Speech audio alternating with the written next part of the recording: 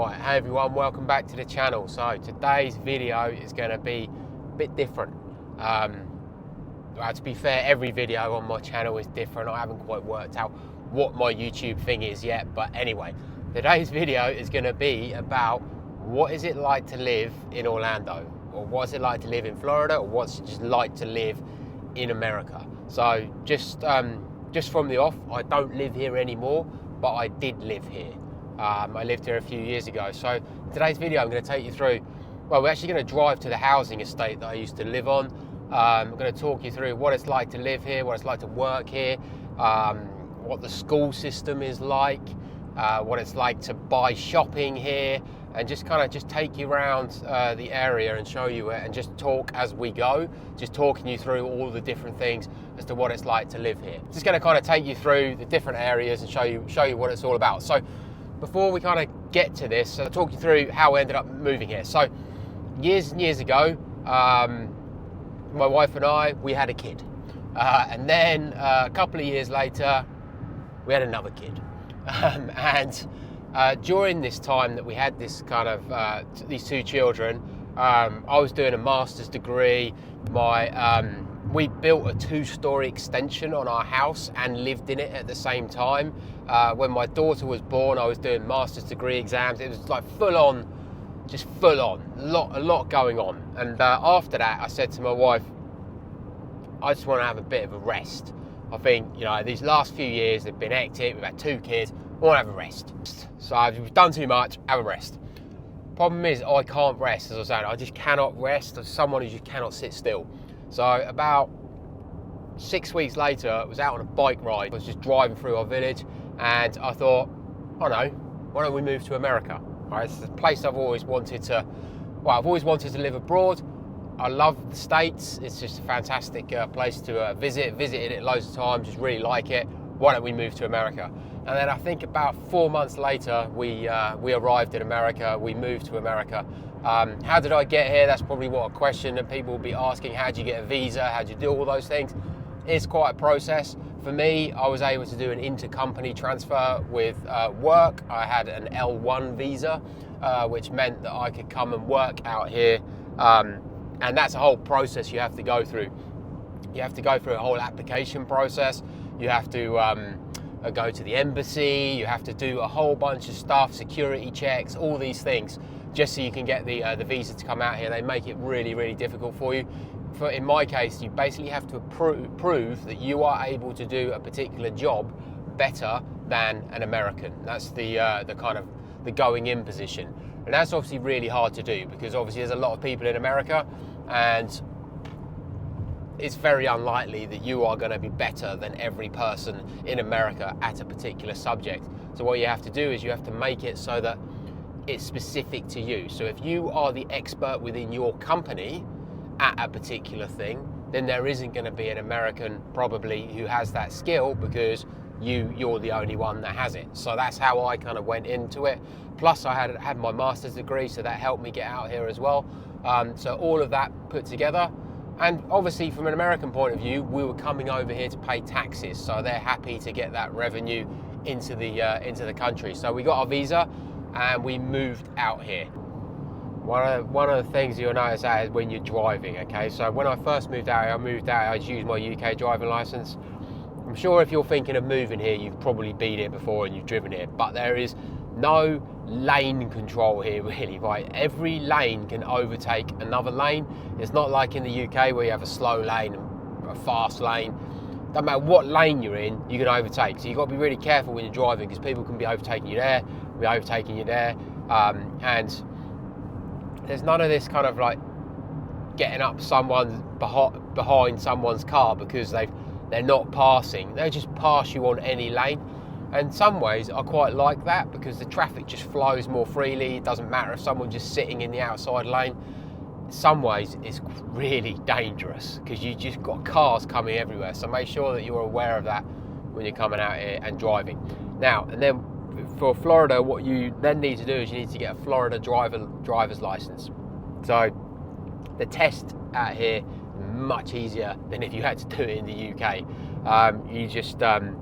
You go down to the test centre, you do a really basic driving test, and I'm talking really basic, and it's really easy to drive it anyway, because you don't really have roundabouts. It's just drive, stop at traffic lights, drive, stop at traffic lights, turn right at traffic lights, drive. It's all grids, so it's really easy to drive out here. So the test is really easy.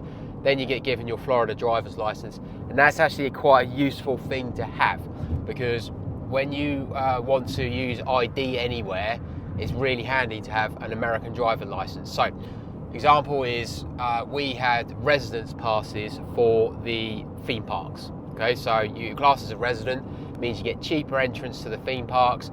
In our case, I had free parking to all the theme parks, but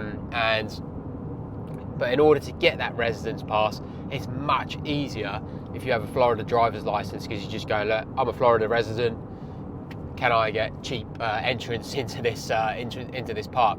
If you don't have that, you can use other forms of ID. So what I did at the start, because I didn't have my driver's license, is I used our rental agreement for my house, took it down to Universal, and they gave me our residence passes for the year.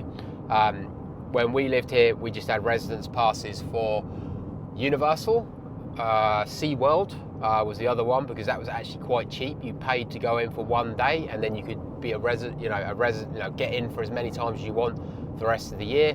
And we also had residence passes for the Disney water parks, because we used to, I know it sounds strange, we used to go to the Disney water park for a Sunday morning swim. That's where we kind of went with our children. We kind of got up, went for a swim at the water park, went round the lazy river, and then had something to eat, and then came home. And we used to do that quite often on a Sunday.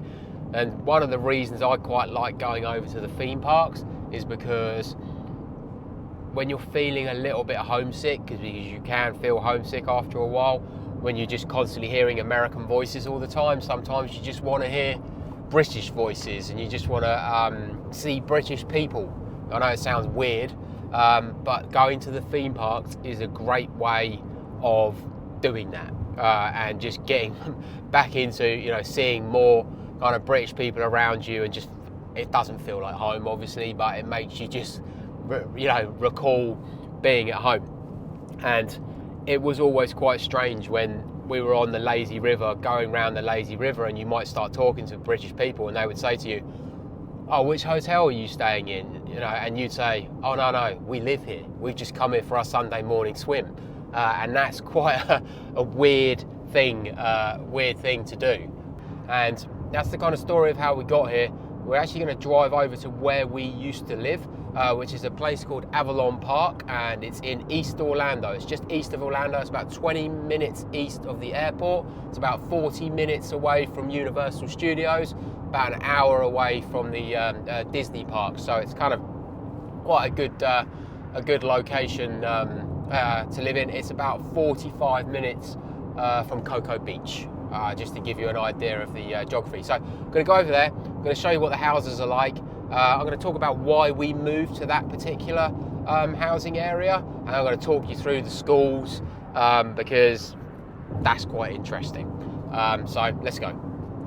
Right, I know I keep saying that I'm going to start recording again when we get to the housing estate, but I keep remembering things as I go. This road we're on here is quite interesting, because this is the road where I got pulled over by the police. And that's quite a scary thing to happen to you in America. It's because there's nothing here, right? And it's 45 miles an hour this road. There's no houses around or anything. It's just, and it goes on for ages and ages. And I think I was doing about 60 mile an hour in a 45. And cop came racing up behind me, flashing lights, all that, pulled me over. We were going to Legoland. I had my mum in the car. And I was thinking, oh no, because you see the shows and the guy comes out, he's got his gun in his thing and all that, right? And he comes up to you and he asked me, and at the time I didn't have a Florida driver's license, I just had my British driver's license. And he said, can I have your license please, your insurance, all this? So you kind of get it all out and you give it to him. And he walks back to the car. And I was sitting there thinking, I wonder what he's going to do here, because that's a British driver's license. He's not, what's he going to be able to do with that? So he came back. And he said, is this lease? He said, he seemed to think we were holiday makers, like on a tourist trip. And I was like, yeah. And he goes, okay, don't do it again. Off you go. And that was after that time, and as I'm doing now, I'll always drive 45 miles an hour down this road, even though it's a double lane road and there is nothing here. There's just nothing. And it goes on for miles, and everyone speeds down here. That's probably why he sat here. So we're just driving into the kind of housing, I don't even know what to call it. I'll call it a housing estate because that's what we call it in England, but I think they call it a community. Housing community? I don't know. So it's got like a little sort of downtown area which we'll take a walk around in a little while. But I'm going to take you to where we used to live and show you some things up there. But yeah, it's quite nice. They've got like a downtown area where you've got some restaurants, a little lake in the middle there. You've got a few kind of like shops. You've got a gym. You've got a supermarket. You've got kind of everything you need just in this little area here. One of the things out here in the US is you have to just stop. I have to stop here, even though there's no other cars around. I have to stop and then go. Constantly stop, go, stop, go. And it does feel a bit unnecessary at times. I get it if there's other cars around that you all have to wait your turn, but a lot of the time you just stop. There's no one here, and you go.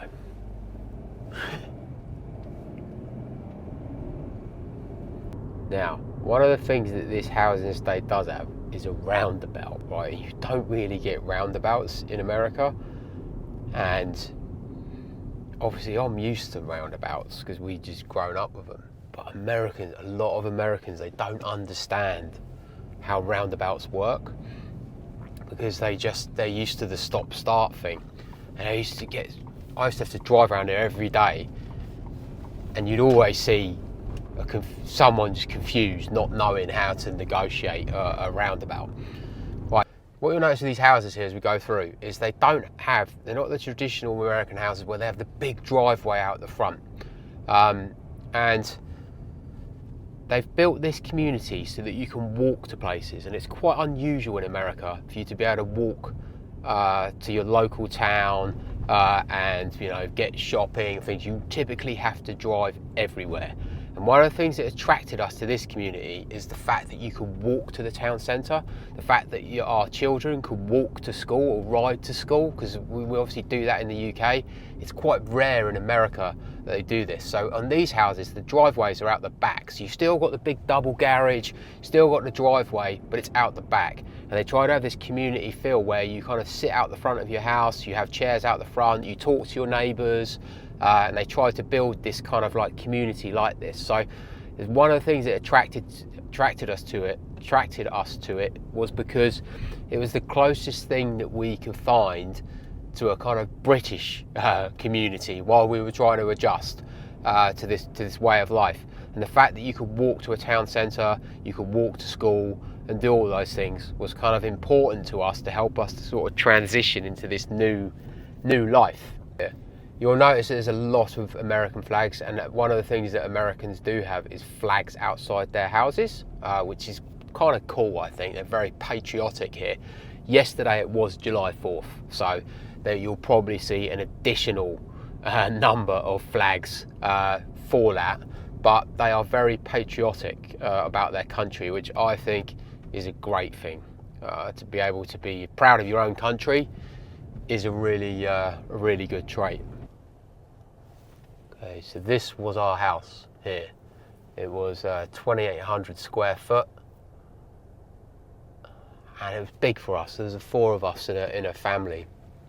One thing I'm just going to talk about here though, I was going to pull over so we can park and then walk along.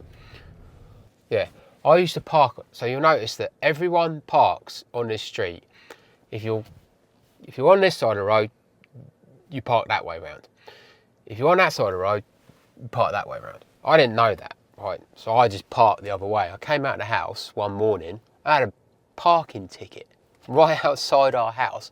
I got a parking ticket from the police because I'd parked the wrong way on the street. I was facing the wrong way. It's not a one-way street, I was just facing the wrong way, which is mental.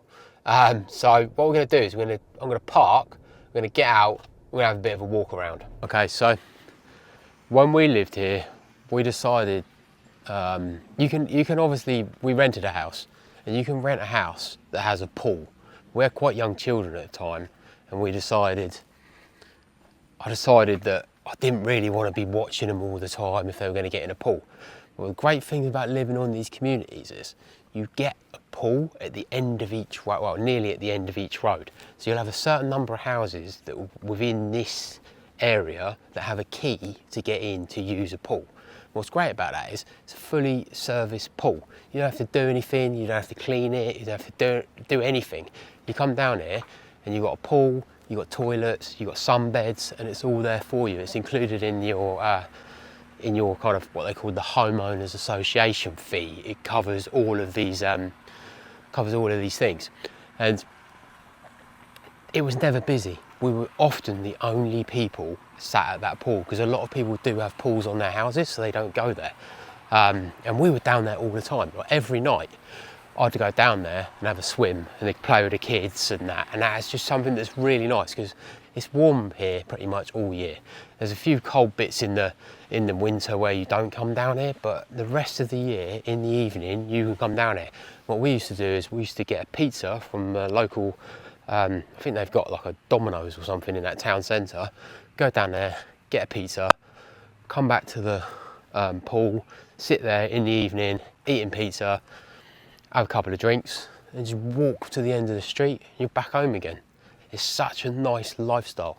The house we had here, as I said, it's 2,800 square foot, which at the time was 3 times bigger than our house that we had in the UK, which it was massive. Like the wardrobe in our bedroom, my wife and I's bedroom, was bigger than my child's bedroom in the UK.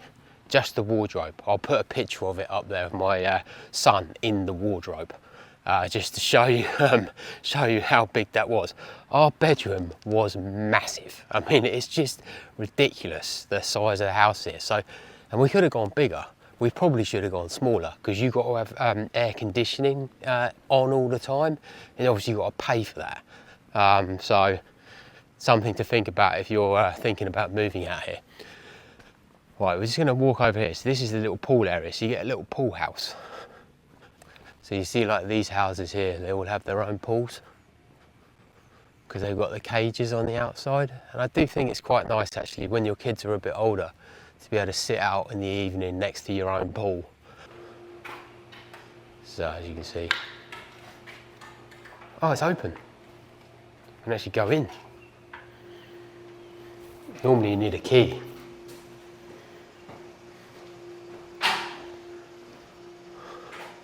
So it's kind of cool. There's toilets. And here's the pool. Like I say, there's never anyone here.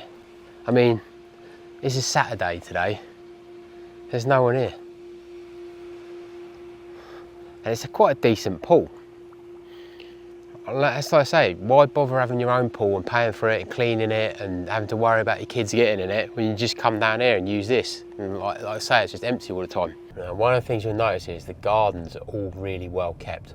They have this thing which is called a homeowners association, which you will have to pay into if you own a house here. If you rent a house, you don't pay it, it's included within your rent.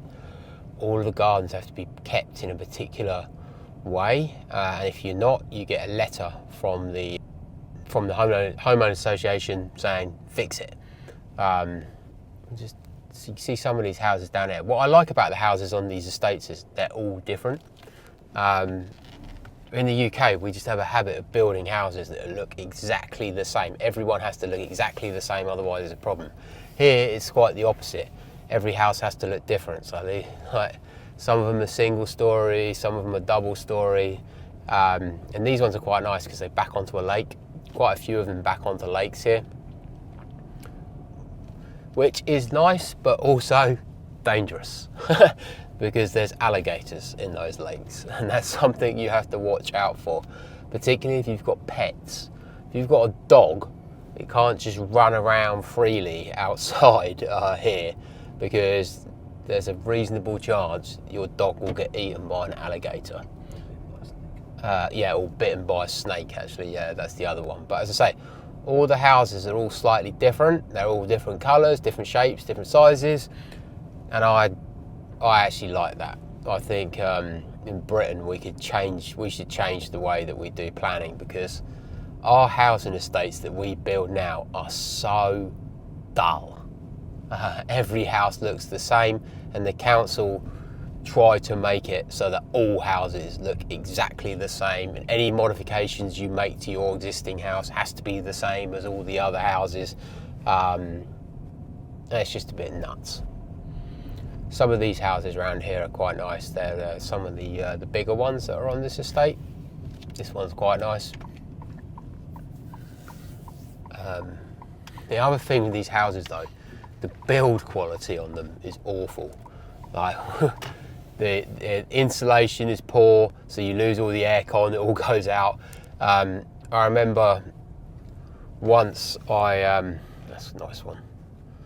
I remember once I closed the window and I had to push it tight. I put my finger through the window frame, and the house is not even that old. It's all single glazing. You can hear people walking past, chatting outside, because it's just, everything is wafer thin. And it's no surprise really when there's a hurricane they all fall down, because they're basically built out of balsa wood. Obviously they're not, but they're not the greatest build quality. One of the things I always found fascinating out here is the lack of solar. I mean, it's sunny here all the time, all year round, and they don't have solar. And I would have thought you'd want to have solar on your house, because you're just going to be, especially with the aircon being on all the time, no one has it. I don't know why you wouldn't. Yeah, I'm just wondering if the roofs aren't strong enough to put solar on them, because I can't see a single house with it on. So what I'm going to do now, hopefully this video is interesting, just I'll show you I'll talk about the school system a bit. Another thing that is quite interesting, again around that sort of patriotism for Americans, this road that we're on now, I think it's called Tanager King Boulevard, and the road is named after a police officer who lost her life on duty. So here's the situation. Who's going first? Basically, whoever gets there first goes. That's the rule. And then you each take it in turns depending on who got there first. But the other thing you notice here when you drive is, in the UK, if someone lets you go, you put your hand up and say thank you. They don't do that here. Whereas at the start I was just like thank you, and they just thought I was waving at them. So that's not something that happens here. Right. Okay, so I'm about to walk up to the primary school. So this is the you can just see it on the left hand side here. This is the primary school that the children can go to, and obviously it's going to be much bigger than any primary school you see in the UK. It's more like a secondary school, to be honest. And a few things with this. It can be a bit daunting if you're putting your children into a primary school over here. Everything's different, everything's new, you don't understand it. You didn't go through that system yourself, so everything is just new and confusing, and you just feel like you're a bit out of the picture, that you're missing out on something. So it's actually quite hard to adjust to that. And one of the things I found here with the children is they don't start school. So in the UK you start between 4 and 5. Here they start between 5 and 6, but it's actually the parent's choice. So the parent can decide they're going to start their kid a year later, and many of them do, because they're already thinking ahead to college, and they want their child to get a scholarship. and they want their child to be the biggest and strongest in the class. So if their child can be the biggest and the strongest, then they can get in there, and they're more likely to get a scholarship. I didn't really want that. I wanted my children to start school straight away, just because we had that UK kind of mentality, but also I didn't really want my children to be in a class with a kid who was going to be bigger and stronger and possibly up to 2 years older than them. And it's quite a loud kind of society, and a bit more aggressive, I would say, the society here than you get in England. And that's quite difficult to deal with when you're trying to deal with everything else that's going on. So the other thing here, which I really struggle with, is that when you're in England, you go to school each day, you walk there, and you stand outside, you collect your children, you drop them off, you stand outside in the playground, you have a conversation with other parents, do you want to come round for tea tonight, blah, blah, and you do all that stuff. None of that happens here. Basically, what happens at the end of the school day, police car turns up every day, parks there, and then people drive in here, and they drive there, and they all queue, and they queue all around here to pick their children up. And then they drive here, and then their car gets pulled up. They say, right, come. And then their child just comes forward off a row. They get in the car, and then they drive off. And it would take ages to pick your kids up from school doing it this way. I just couldn't ever get my head around it, because all you have to do, there's a car park over there. You just park there, walk over, get your kid, and walk back again. And I could never get my head around the fact that they would spend 45 minutes, an hour, just picking their kids up, sitting in a queue and just not getting out of the car. I found it really, really odd. So that's it. I'm not going to be too negative about this, because one thing I will say is, if you're moving to another country, you've got to adjust to their culture. You shouldn't expect them to adjust to yours. I'm just telling you what the differences are. But you can't moan about these things, because you've got to adjust to what their way of life is and what they do, not what you think that they should do because you do something different from where you come from. Right, over the road here is actually the preschool that my son went to. It's called, I remember that. It's really weird. Yeah, it's called Primrose, and this was the closest thing I could think of. It was like a primary school in the UK, right? So it's about the size of a primary school. It's basically a preschool, call it pre-K, and it's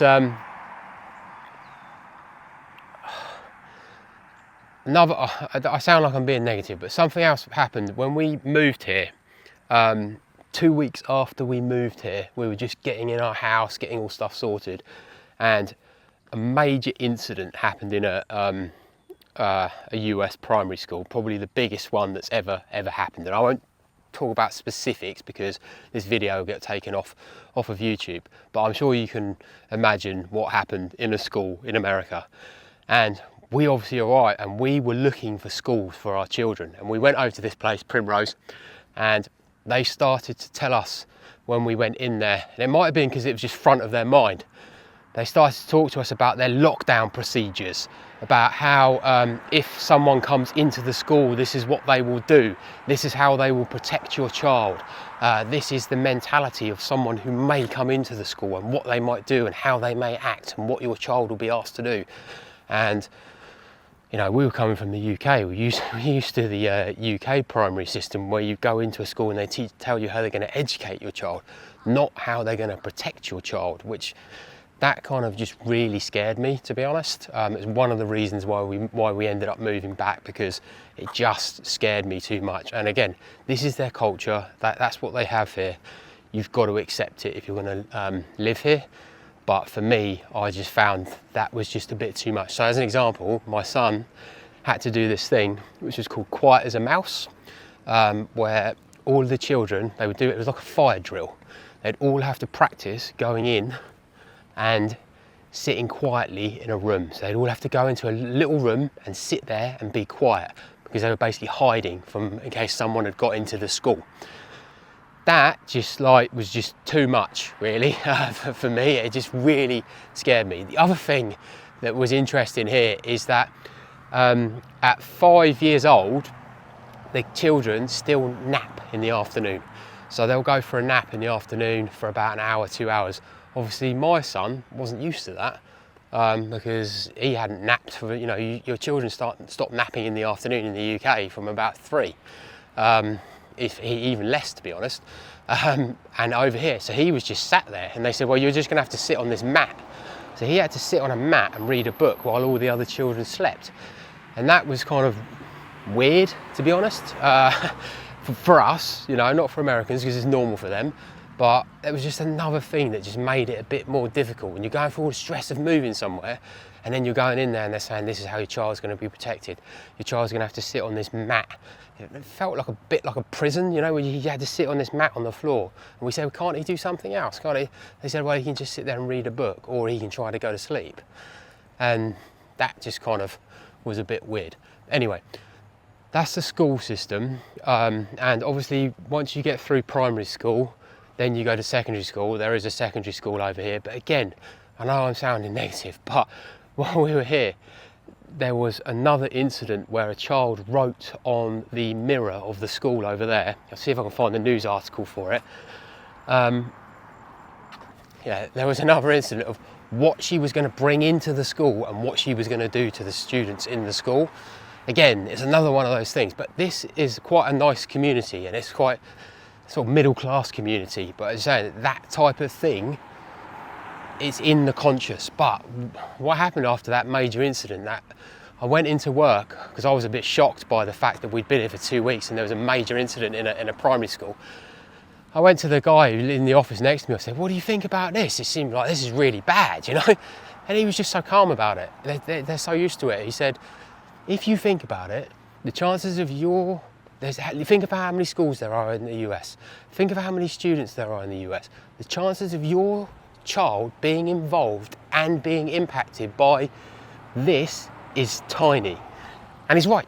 It is. It's tiny, the chances of it happening to you.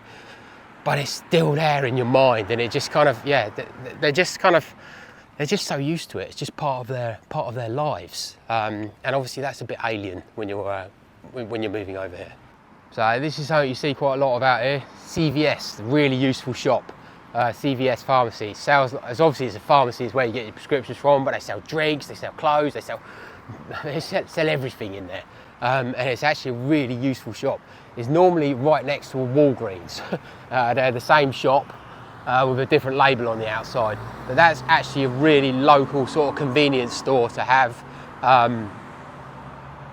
And it was really useful for us being there. That there used to be a bank.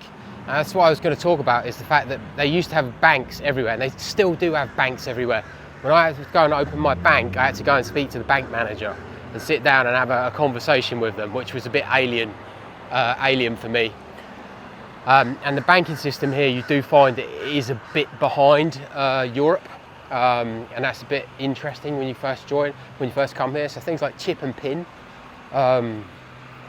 they didn't have it when I was here very much, and they still don't really have it now in 2025. When you go into a restaurant, you still hand your bank card over. They still take it away, your card, which is amazing really, and you still sign a piece of paper to say that you're going to pay it. It's interesting, the banking system here, that it just seems to be years behind where we are in Europe. So this is actually the park in the centre of the community, and they have other kids' play areas. This is the park, and this is really cool because like on every Friday, one Friday every month, they have Movie Under the Stars. So you can come down here and they have a big screen out, and you can sit down with your kids, and people bring their chairs and their blankets and they watch a movie. And the local estate agent, realtor, will sponsor it, and they'll have free popcorn for the children, and it's quite a nice community event to come down here. One Friday every month. I don't know if they still do it, but that's what they did when we were here. And they always have little events in there. Our kids came down here on a Saturday and they learned how to do drumming, and they have all these things, and then they have a little stage there where they have like music and things down here. So it's actually quite a nice thing to have in the centre of the town. It's one of the reasons we moved here, because you've got this kind of feeling of community. Yeah. Right, so we just come into the sort of like downtown area here. There's a gym there which I won't film, but there's like little restaurants and things, and it's quite nice down here. Down here you've got like little restaurants that you can sit outside. and then you've got this sort of lake area in the middle here. And I think that's one thing that they do well out here with these housing estates. It just feels nice. It's just really nice around here. The other great thing is there's just parking everywhere, and it's all free. It's not like in the UK where you come down to your town centre and you're like, oh, I don't know if I want to drive down there, so I won't find anywhere to park, blah, blah, blah. You just come down here, there's always parking spaces, and it's free. Okay, so the other thing, grocery shopping. Grocery shopping is really expensive in the US. Much more expensive than it is in the UK. There's a couple of places, if you're in Florida anyway, you can go to the main supermarket they've got here is called Publix. And I would say in the UK it probably compares to probably like a Sainsbury's. It's probably the closest comparison I could think of. You've obviously also got Walmart here, which we'll take you to in a minute. We'll take you to Walmart because that's an experience in itself.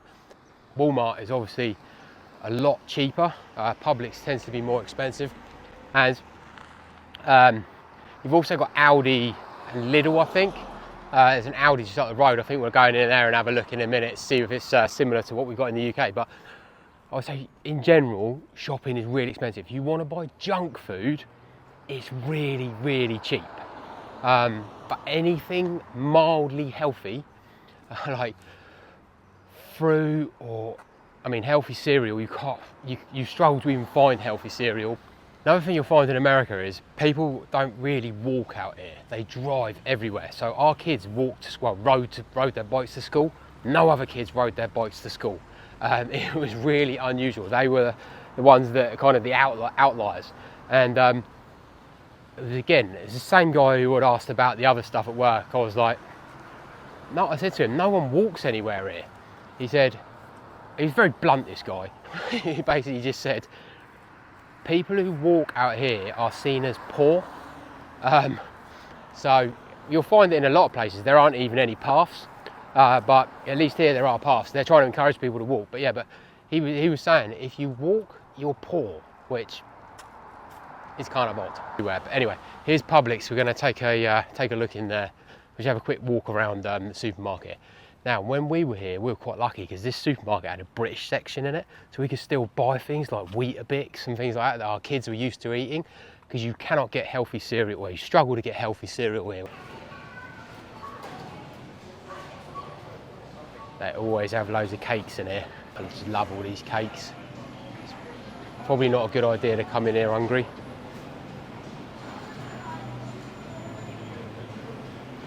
Yeah, these are our favourites, these donuts. Just the normal glazed donuts.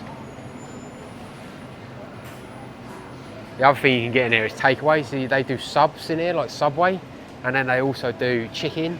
You can get takeaway chicken. So I was always coming in here. I developed a junk food addiction living in here. That was the problem. It was kind of took a bit of a, yeah, I had to have a bit of a word with myself in the end. Stop eating junk. This is something that you have to adjust to if you're moving here from the UK. This stuff. You can't buy squash here. Although this looks like squash, it's not. It's pre-mixed. So this isn't concentrate where you add a bit. This is actually it. This is the full drink.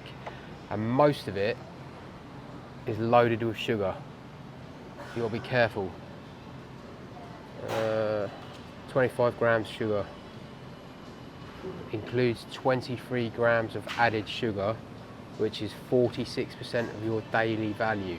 46% of your daily sugar in this one bottle of juice. And like, they're all like it. It's not squash. So don't get fooled into thinking that it's squash where you add water. It's just already got the water in it and it is loaded with sugar. That was one of the things our kids were used to drinking squash, and now all of a sudden it's just full of sugar. There you go. So this section here was a bit of a lifesaver for me. They haven't got the Weetabix there, but they got like Robinsons. There you go. So you can buy squash, but look how expensive it is. But at least you could come in here and actually buy squash. And they used to have like Weetabix in here and different cereals. So this was actually quite a useful area, even if it is really expensive, like ambrosia custard. You can still get it. Tea bags. Tea bags are really hard to get here, funnily enough. See how expensive Thai food is. Thai food is like the cheapest tea you can get in England. $7.50 for a tiny box. Rich tea biscuits. Yeah, Heinz beans. That's something else you can't get out here. Heinz beans, gravy. So this little section here was a bit of a lifesaver when we were transitioning into our American way of life. But to be honest, it didn't take us long to adjust to a junk food diet, so we were good. One thing that's really expensive here is toiletries. Cannot believe how expensive it is. Axe, which is Lynx in the UK, it's called Axe. $7 for a tin of that. Toothpaste, $7.50, $8.15 for some toothpaste. I don't even know if it's like cheap. You know, like Crest is probably a cheaper brand, but still $6. Shower gel, everything like that is really expensive. So nothing you can do about it. It is what it is. But just so you know, it's really expensive. So I think, yeah, just in general, that's Publix. That was our local supermarket when we lived there. It's quite handy just to have that around the corner. It is expensive. If I was doing a big shop like meat and big things like that, I'd always just go to Walmart because you can get the same stuff, the same brands, but cheaper. Yeah, and we'll go to Walmart in a minute. So as I say, that's a whole experience in itself. But now we're gonna go to get a Subway. Right, so you just picked up a Subway. They've got a Subway in this village, and as you can see, I'm trying to be healthy.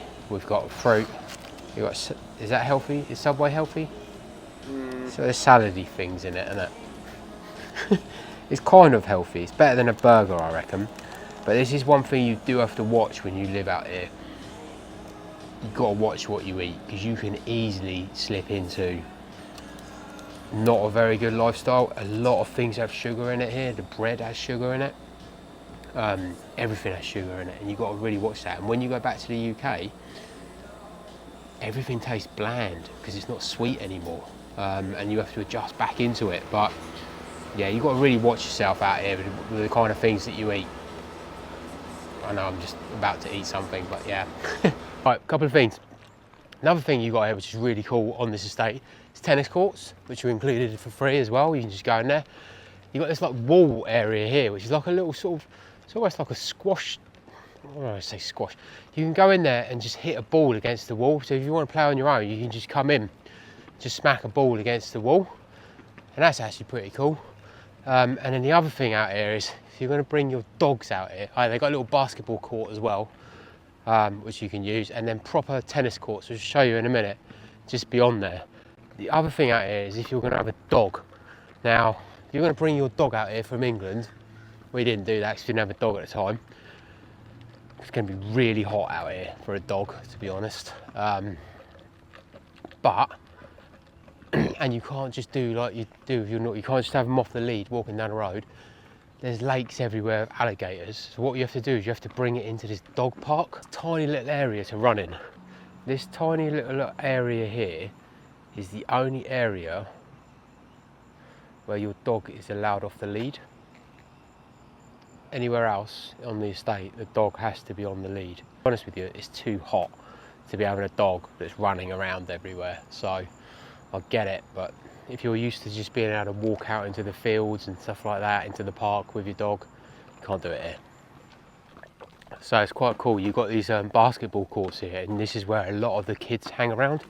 The things that, like I say, it was July 4th yesterday. One of the things you have to adjust to when you come here is that July 4th is massive. Thanksgiving is massive. But those things mean nothing to you, right? And there's nothing really you can change about that because they just mean nothing, right? So you have to kind of like acclimatise to that because they're getting all mega excited about Thanksgiving and July 4th and things like that. And you have to try to start to, you know, become part of that community so that you find those things exciting as well. But Christmas, and like there's no Boxing Day, for example. Christmas, they just have Christmas Day off and they go back to work. Which is very different to the UK, obviously, when people take an extended period off over Christmas. But these tennis courts, I mean, these are 3 tennis courts that you get included in your homeowners, you know, your fees. Proper top quality courts. Don't know if you can really see that well, but really nice courts. Oh, look, they got this wasn't here when we were here. I think that's called paddle tennis or something. No, pickleball or something. Smaller courts. I think it's called pickleball. Or it's not paddle because paddles against the wall. I think that's pickleball. But look, again, it's a Saturday, prime time, 4 really nice courts. There's no one here. Yeah, if you had this in the UK, I mean, look, you see through here how good quality they are. If you had this in the UK, this would be packed. Because they've got 4 of them, 4 of these courts. No one is on them. And you can come here, you don't have to book, 7 AM till 9 PM. Oh, you can reserve now. Reservations are not required, but you can reserve. Weird. But yeah, you can just rock up here. That's what I quite like about it. My problem is I didn't have any friends, so I didn't have anyone to play with. So I just hit a ball against the wall over there. Yeah, this is the little kids park, and they've actually got over here as well, well, it might not be here anymore, but it was here, a spray park, and water just shoots up. It's one of them things where water just shoots up, so the kids used to really enjoy playing on that because they just run around and get wet. This is like the play games area here. They did actually have football. They have football training there. Yeah, you see all the goals. So they have football training normally on a Saturday morning. Maybe because it's July 4th, they're not doing it. But this is normally on a Saturday morning. Loads of football, or soccer as they call it. We'll be playing out here, and actually football's become a much more popular sport out here. It was popular for girls, but it is becoming more and more popular, especially for younger children, because the parents are starting to realise that American football is actually quite dangerous for heads and things like that, so they're actually getting more and more into soccer. Oh yeah, there's baseball pitch there as well. I don't know, I have actually watched a few games of baseball, proper baseball, like the Yankees and things like that, and oh man, is it dull. One of the things like American sports is they just go on and on and on, and no one's really watching the game. So a few sports I watch out, baseball, dull. Sit there for 4 or 5 hours. You basically go there as a night out to have something to eat. American football, dull. 4 hours, just hours and hours of sitting there with nothing happening. Like the ball comes on, and people will disagree with me on this, I know they will. But basically the ball comes on, they do something for 3 seconds and then stops. And then they all change and all the team changes and all these people run on and run off. And then they start again for about 3 or 4 seconds and they stop again. It's like, oh, just get on with it. So that one's dull. The other one I did go and see was the Orlando Magic, and that's something you got here as well. It's the Amway Centre, which is in the town centre. We are going to go to the city centre actually in a minute and show you that. But that's actually quite exciting, basketball. It's a bit more end to end, fast moving, but even that drags on. But that's actually good to watch. Ice hockey, another one that's good to watch as well. So there are some good American sports, but some of them are they just go on for too long. One of the things that makes me laugh out here is these houses. They always make the front of them look really, really grand. Now, if you look at the top of this house, it has rooms in the roof. Everything on that roof is fake. There are no rooms in that roof. Same with the one next door there. You see all those dormers? There are no rooms in that roof. That whole structure thing there is just a few bits of wood to make it look like there are rooms in the roof. And then everything looks grand from the front, and then you go around the back of some of these houses, they don't actually look that great. I'll see if I can show you some in a minute. But yeah, everything's for show, everything's big and bold and pillars. I actually quite like it. I suppose it's quite easy to focus on the sort of negatives side of it, or the things that are different, but there's so many positives about living here. I mean, just look at this. It's like, it just looks nice. I mean, this is just walking from the shop to back to where we lived, our house. And it's just incredibly quiet. The paths are really wide. I mean, when you see a path in England and it's all patchy and it's got like, they've done a bit of road works or whatever. Roads are nice and wide, it's all green, it's all well kept. That you don't really get that in England at all really anymore, or ever. So it's just really nice. The house, obviously, you've got a huge house, which you're not going to get in England for the same money. Yeah, it's always warm, the sun's always out. You can't really put a price on that. When you get up in the morning, you get in your car to go to work and the sun's out. And the sun is pretty much out every day. And it's really nice here in the winter because the sun is out, but it's not boiling hot. It's just a nice temperature. Also, on the weekends, so on a Friday, we would just go, shall we go over to Universal? We just go over to Universal, have a few drinks, have something to eat, go on a few rides, and then come home again. You can't do that. I mean, people come here as like a holiday, as a lifetime, and we were living that every weekend. Go to the beach. We would go over to Clearwater Beach, go over to Cocoa Beach. It's really nice beaches that you can just drive to. There's so many positives about it that it kind of, any kind of differences or negatives quickly outweighed when you have all of these kind of positives that you've got going on. And to be honest with you, it feels like you're just constantly on a holiday because it's always nice and warm and there's things to do. It just feels like you're on a holiday. And one of the things that you will always do when you move somewhere else, no matter where it is you always make more of an effort to go and see things. So even though in the UK you've got things right on your doorstep, you don't go and see them.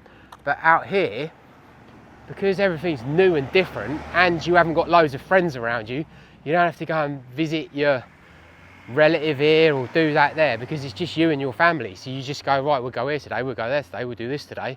And you've got no distractions. So you just kind of just go and see things and you make an effort to go and see things. So that's a real positive as well. And obviously in the US, as a country, there's just loads to do. You've got obviously the heat and the beaches and everything in Florida. You've got the mountains and the Rockies. You've got massive like forests. You've got great cities. So there's a lot of Americans that don't even have a passport and never left the country. And you can see why, because they've got everything in this country that they don't need to go anywhere else. And that's one of the great things when you're in it, you can travel to all these other kind of cool places. And I really regret not starting this YouTube channel years and years ago and bringing you on the journey of moving out here and living this, the good and the bad about moving here in real time. But yeah, there are loads of positives about living here. I will always focus on some of the negatives because I'm quite a pessimistic kind of person. But in general, you can live a great life out here. Right, next we're going to drive, we just want to have a quick look at Aldi to see if it's the same as it is in the UK.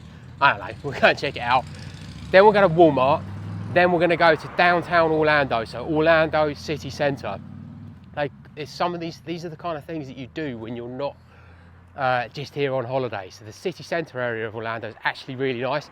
It's got a big lake in the centre of the city and you can walk around it. I think it's probably going to rain this afternoon, so we'll see how that goes. But we're going to take you into the city centre and probably wrap it up after that. So as we drive to this next spot, talk about fuel prices. So, or gas prices as they call it here, petrol prices. They are cheaper, a lot cheaper than in the UK. So I think at the moment it's about $3 a gallon. And their gallons are slightly smaller than our gallons. I think they're about $3 a gallon and then 4 litres a gallon. You're probably looking at about 60p a litre, something like that. Versus the UK, which is, I don't know what that is now, £1 something or other. But so you think, oh, it's a lot cheaper, but it's not. Overall, it's not cheaper because engines tend to be bigger. They're a lot less efficient here, and you've got the aircon on all the time, and you drive everywhere. So in the UK, you'll walk down to your little village, you'll walk down to your local pub. If you want to get a takeaway, you might be able to walk there, do whatever, right? So you drive everywhere here, and everything is a few miles away, and you've got to just expect that you've got to drive a lot further to get to a supermarket or to get to wherever you want to go. Everything is quite a drive away. So you end up spending the same amount or more on fuel, even though it's less than half the price of what it is in the UK. Other things around bills. You don't have any gas here. Very rarely does a house have gas connected to it, so you're just paying for electricity, and you pay for your water bill. Your electricity bill tends to be quite, well, the rates, the unit rates are lower, but the amount that you're using can be higher, especially in the summer in Florida, because you have your aircon on a lot. In the winter it's actually okay because you don't have your aircon on and it's actually a nice temperature, so it's like the reverse of what you get in England. It's more expensive in the summer. Then you have your water bill. That can be quite expensive because you have to spray your garden, you have to water your garden every day. It's part of the homeowners association sort of rules that you've got to water your garden. So that can be a bit higher, but I'd say you don't get council tax. It's the landlord's responsibility to pay the homeowners association fee, so that's kind of included within the rent. So there is no council tax, and so I would say bills overall are cheaper than you get in the UK. Right, we're going to go and check out Aldi. This is one of the few shops you actually get in both UK and the US. See how similar it is. It smells the same. This is weird. It smells, Same style. yeah. It smells the same as an Aldi in the UK. Not as big though. I wonder if it's got the middle aisle with all the stuff in it. But this is all quite similar. Hang on. Look at that. That is a beast.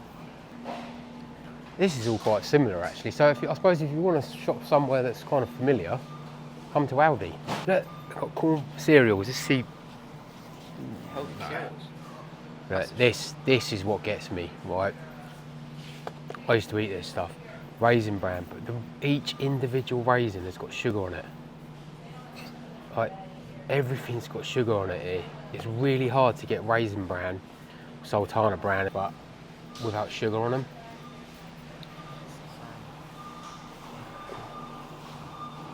These are good. Fruit Loops. I mean, that just looks It doesn't look like it's got a lot of fruit. really unhealthy. Marshmallow and stars. Oh my god, look. Cookies. Cookies Just for bread. look, individual cookies in a bowl. Actually, there's white in there. It's very similar to the UK Aldi. Don't know why that would be a surprise, but it's quite similar. So I suppose if you're moving out here and you want somewhere that's kind of semi-familiar, that'll have familiar foods in it, that's not a bad shout to go in there, and it'd be a lot cheaper. These people have lost their car. It's quite funny, but they're having a mare, just getting a real rant on. There's some people over there that's lost their car. I shouldn't laugh, but they're just walking around. You can press a button. That's one thing out here. This is a lifesaver on these keys. You can press that button, and it makes the car. What is it called? Honk. Yeah, honk the horn, and it finds your car for you. So that's what they should do. Anyway, we've arrived at Walmart, so let's go into Walmart and check it out. Here's this Walmart. It's massive. This is the whole thing. If this was in the UK, this is the sort of place where you'd have like a B&M's, a Next, Sports Direct. In this thing this size, this is just Walmart.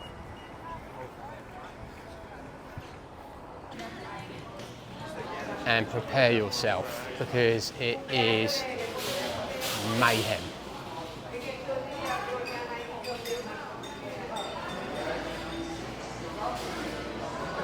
Size of these pineapples. I mean, they are more expensive, but the size of that, I'm not really sure how to compare it. Ridiculous. And the melons. The watermelons is one that always gets me. The size of these watermelons. I mean, I don't even know. I mean, that's fucking...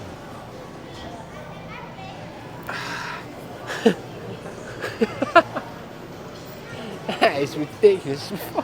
That's well heavy. Cakes, loads of cakes as usual. But the donut section in here is even better. It's better than Publix. Notice how I know where they are. Look at that. They used to sell these. I don't know. These ones are better. Sugar red, not glazed. But remember, I've got a picture of you as a little kid, which I'll put on here. And it had like Extendo, didn't it? There's 13 in there though. Yeah. Look at this.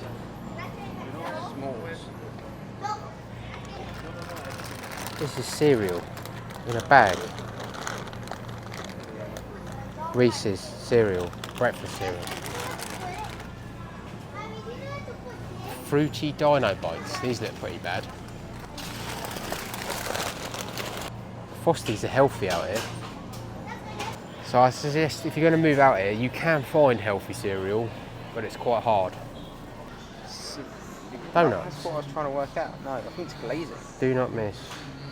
Other donut holes. It's the hole of a donut. Jesus Christ. Yeah, look at that. No, look at the other side. Yeah, it's the hole that comes within the donut. Got sugar on it. So you can get healthy cereal in here, but you just got to look for it.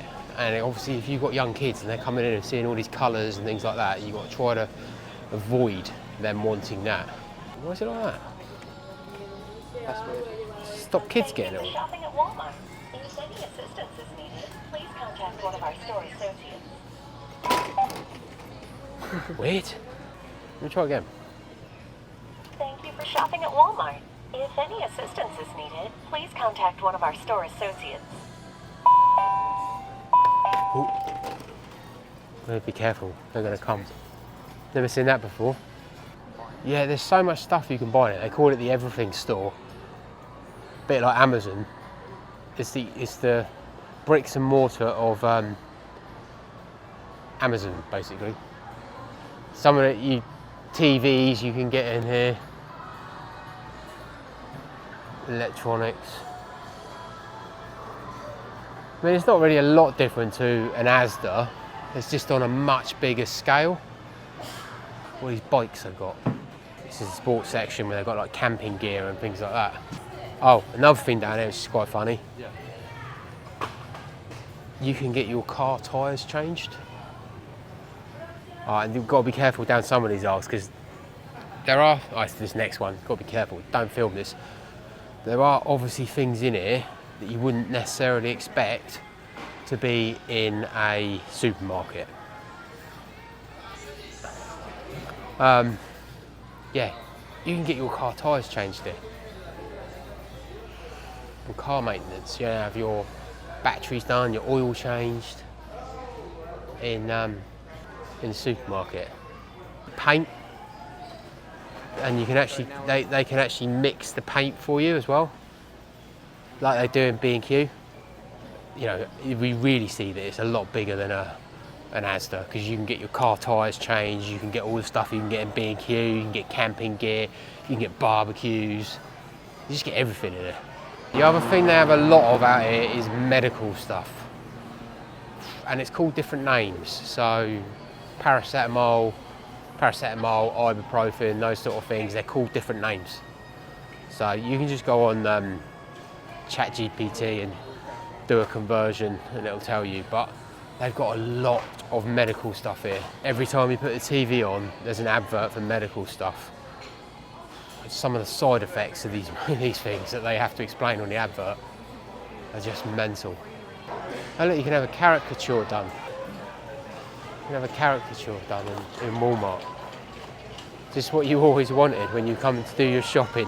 To have a caricature done. This one thing it is good for though. It's good for Disney stuff. Be a lot cheaper than going to Disney. So if you want to get cheap Disney stuff, this is a great place for it. Getting my daughter these because she loves them. I want something that Mr. Beast creates. It's a tiny chocolate bar, really expensive. like, finish and pay. I'm using my Revolut card, don't forget, put a link in the comments, sign up with my link, help me out with this channel. It's a good card. Yeah, it works everywhere. It's really good actually, to be fair. I'm taking the mickey, but its Revolut cards are really good. Even if you don't click on my link, just get one. Right, so that's Walmart done, and to be honest, it's quite hectic in there. If you want to go, if you want something specific or you need to, just go in there, but you're doing your weekly shopping there, it's a bit hectic. That's why you go to Publix, because it's just a bit nice, a bit more chill, but it's obviously a lot more expensive. So the alternative is, there's another shop which is called Walmart Marketplace or Market or something like this, and it's just got food in it. It's much smaller, it's about the size of a Tesco's, and it's a much less stressful process, because just coming over here, parking, going in there, it's just too much.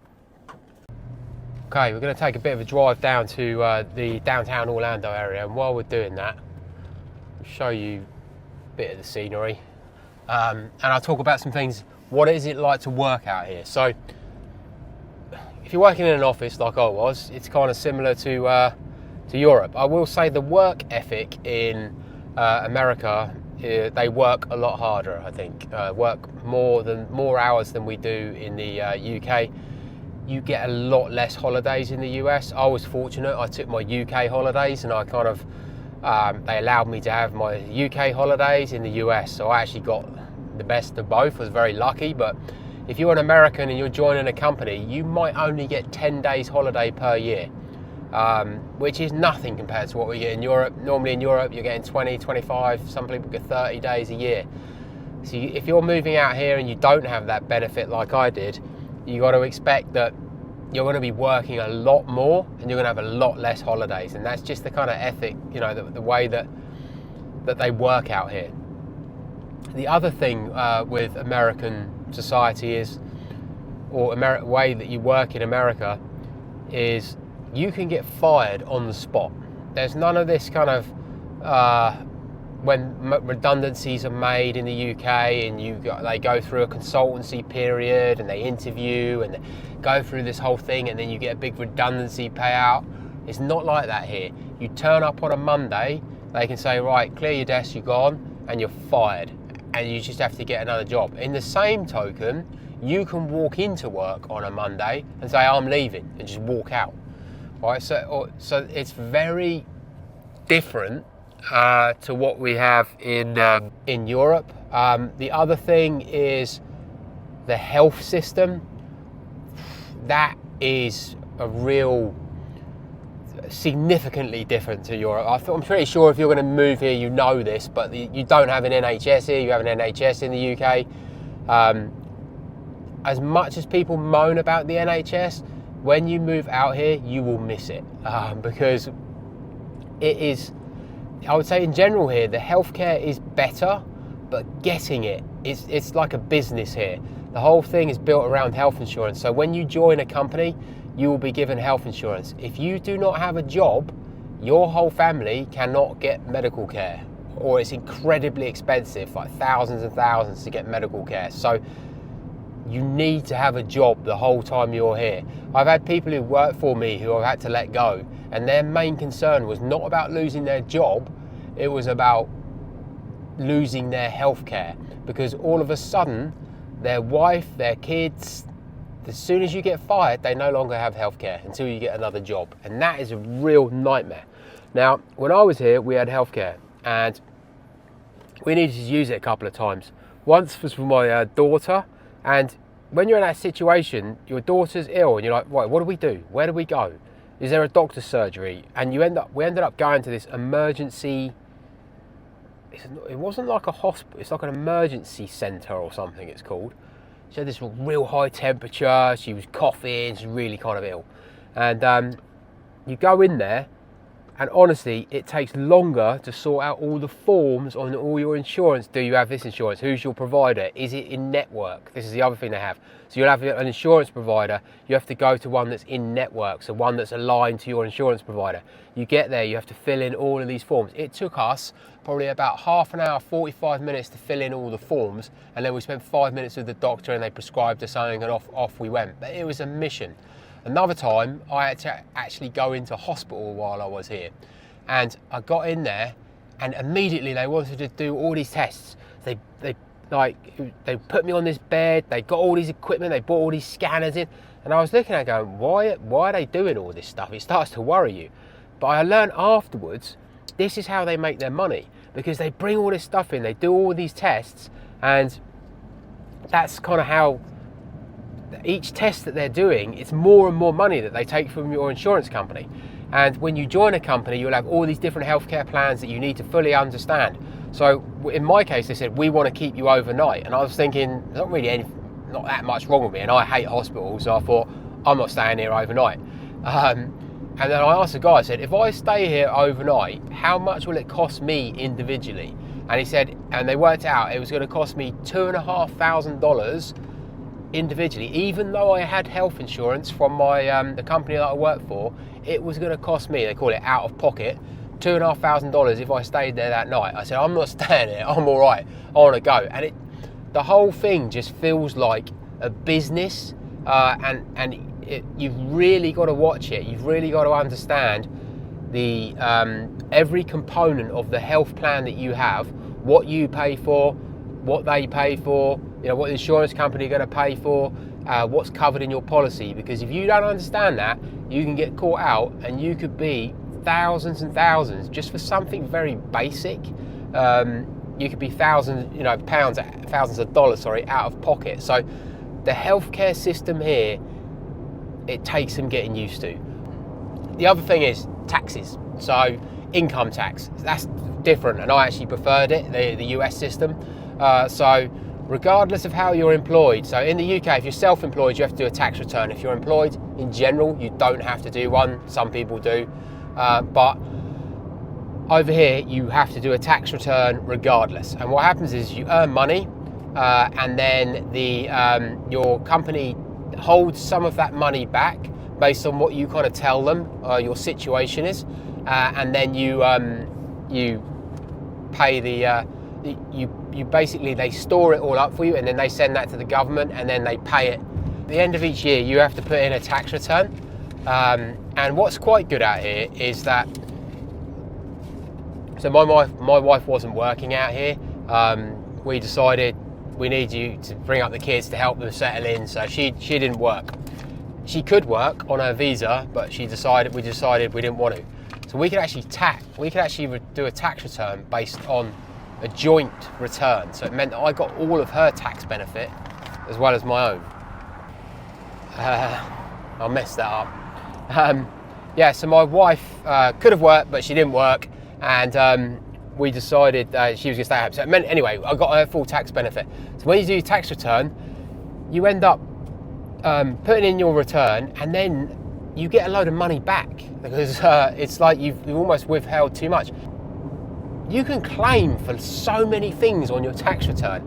Like if you've got kids, you make a claim. Like kids of a certain age, you get money back for having kids. If you have a mortgage in the US, you can get, well, at least at the time, I don't know if it's still the case, but you can get money back for the interest that you've paid on your mortgage. You can kind of claim that back off your tax return. There's all these different things, and while it's great that you can do this, it's another one of those things where you've really got to understand the system. So you pay someone to do your tax return, or you can do it yourself. The first year I paid someone to do it, and the second year I did it myself, because I don't know, I thought I'd just learn it and do it myself. There is another thing you have to think about, is when you come here, when you first land here, you don't have a bank account, and you can't get a bank account until you've got a social security number. So you have to go and apply and get a social security number, go to an office, they assign you with one, it's like a national insurance number, then you can open a bank. But you kind of need an address to be living at in order to get a bank. But you can't then move into the house because you haven't got a bank to pay the thing, and it's just like this whole chicken and egg situation. So if you're moving here with a company doing an intercompany transfer, hopefully they will sort a lot of that out for you. The company I always worked for, they kind of sorted some of it out, but not all of it. I do quite a lot of it myself. So we managed to get a social security number. We managed to open a bank. How the company helped me is they paid for our first month's rent and for us to move in, so that was good. And yeah, then we opened a bank. Then you can start earning money. Then you can go to your payroll, you can give them your bank details and go through all the whole process of that. But when you first land in the US, it's actually quite hard if you don't already have a bank. If you're working for a good company, they may be able to sort you out with a bank account before you arrive. Another challenge is when you get here, and if you're going to be staying here for a long time, is there is a real heavy weighting on credit scores here. It's like almost like a competition, I think, between people, is what people's credit scores are. So you've got to get to a good position of having a good credit score. And it's like when you're younger in the UK, you can't build a credit score without building debt, and you can't get the credit until you've already had credit. So it's another chicken and egg type situation. One way which you can do this, which is a tip that someone else told me, you can get an American Express card in the UK before you come, start building up a bit of credit on it, and then when you get out here, you may have some more waiting to get a you may have a better chance of getting some credit rating on a US American Express card. So that's something you can try and do. But yeah, after a while, what you don't want to be doing is coming out here and requiring credit. You need to come out here with quite a bit of cash. So if you want to get a car, generally out here everything's done on credit, and but you won't be able to get that without having the credit. So you need to build the credit. So you're going to need cash to buy a car. Again, I was fortunate. I got a company car. So if you're moving out here with a company, try to get the company to do as much as you can, as they can. Get them to sort out your rent. Get them to see if they can sort out you with a bank account, and see if they can give you a company car. Company cars out here are quite rare unless you're in quite a senior position. But try to get that sorted. Okay, so we're just heading into the downtown Orlando area, which is something, if you're a tourist, nearly crashed.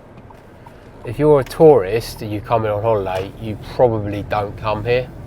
But it's actually really nice. They've got a big lake, which we'll take a little bit of a walk around in a second. Big lake in the centre. It's surrounded by all these kind of skyscrapers. Approved. There you go. Come through and watch. 74p for an hour. We're going to go and get a drink, and then we're going to walk around the lake. Right, one good thing about this lake, that we used to come down here quite often on a Sunday. They'd have like a farmer's market type thing, and they've got a really nice kind of kids park over there. This is actually quite a nice place to come on a Saturday, Sunday morning, just go for a nice walk around the lake. It's sort of one of those things that you do when you live here more than when you visit. And you can actually take out these little swans as well onto the lake, which we've actually done a few times.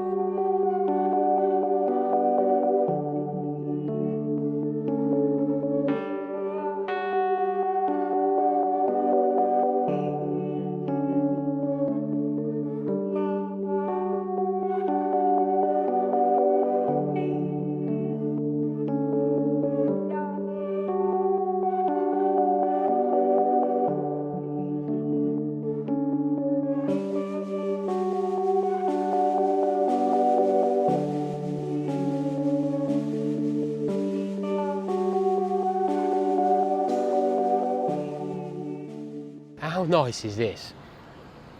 If you go to a UK city, I mean, this place, it feels, I mean, it's not a massive city, I'll say that, but it feels safe, feels clean.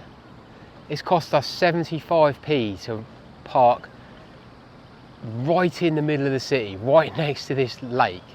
75p for an hour. You can't even park in a UK village car park for that, and to come into a city centre, and it's just nice. They've got all this music playing as you walk round, and there's like little bars and restaurants and a park and supermarket right there you can walk in.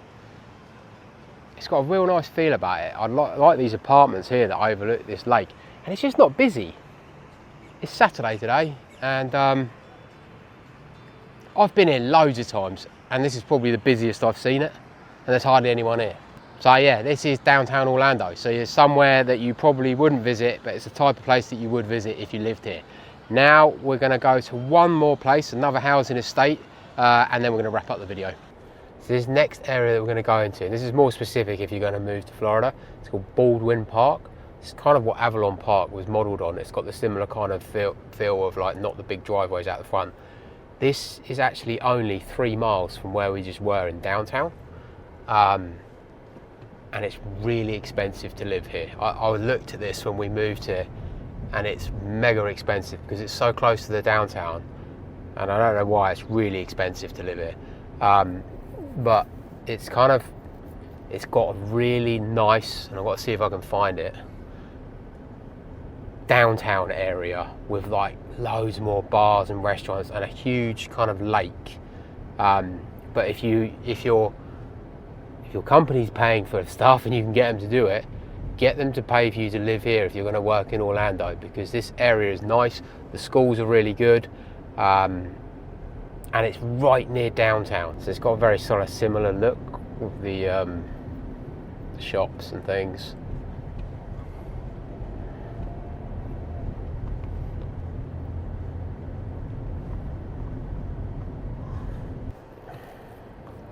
I think ultimately I preferred Avalon because 1, it was cheaper, but 2, it was just a bit less hectic than this. This is nice, but it's a lot bigger. The whole housing estate is a lot bigger, and yeah, you got to have a lot of money to live around here. It's very lively, much more lively down here. There's a lot more restaurants and shops. I say it's expensive here, but it's cheaper than England. I mean, if you were to have a housing estate like this in England, you're talking like mega money. This isn't completely unachievable if you've got a decent job to live here. And look what you get.